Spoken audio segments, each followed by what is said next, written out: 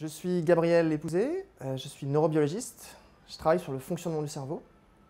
en particulier sur le fonctionnement du cerveau olfactif, pour essayer de comprendre comment notre cerveau détecte, analyse et intègre l'information olfactive, comment il l'encode dans notre mémoire et comment potentiellement ça peut aboutir à la genèse d'une émotion positive ou négative. L'étude du fonctionnement du cerveau, elle est assez récente et elle explose en ce moment, en particulier parce qu'on a aujourd'hui des outils pour comprendre cette machine complexe et toute la mécanique qu'il y a derrière. Et avec les nouvelles connaissances qui émergent dans le domaine, on commence à comprendre de mieux en mieux comment notre cerveau sensoriel perçoit l'information, comment il la transforme, comment parfois il la masque, comment il la réoriente, comment il l'intègre avec d'autres sens. Et toutes ces informations sur les neurosciences sensorielles, il faut aujourd'hui les mettre au service de la dégustation. C'est tout l'objectif de l'école du nez.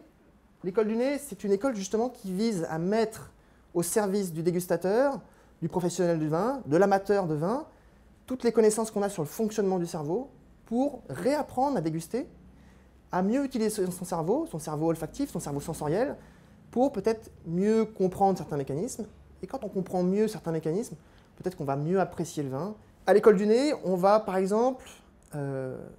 dessiner des exercices qui nous visent à mieux comprendre comment la perception du vin est un processus complètement multisensoriel, qui engage pas seulement le nez en voie directe, mais en voie rétronasale aussi, mais comment les informations olfactives sont intégrées avec des informations gustatives, avec des informations tactiles, et comment la perception du vin est un objet, une perception globale du vin, qui parfois, justement, est modifiée, simplifiée par le cerveau, qui cherche parfois à regrouper toutes les sensations en un seul objet, le goût du vin, alors que l'exercice du sommelier, l'exercice du professionnel du vin, du vigneron, c'est justement de séparer, d'analyser le vin pour ensuite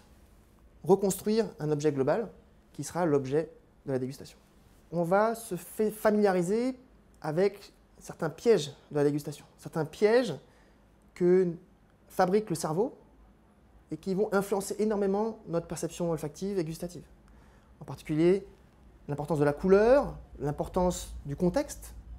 peut réellement influencer notre perception olfactive, peut la réorienter, la biaiser,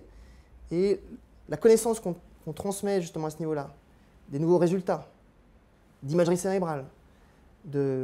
d'exercices de psychologie, nous permet aujourd'hui, en se familiarisant avec ce problème, de mieux le comprendre et donc de mieux être capable de le détourner dans l'exercice de la dégustation.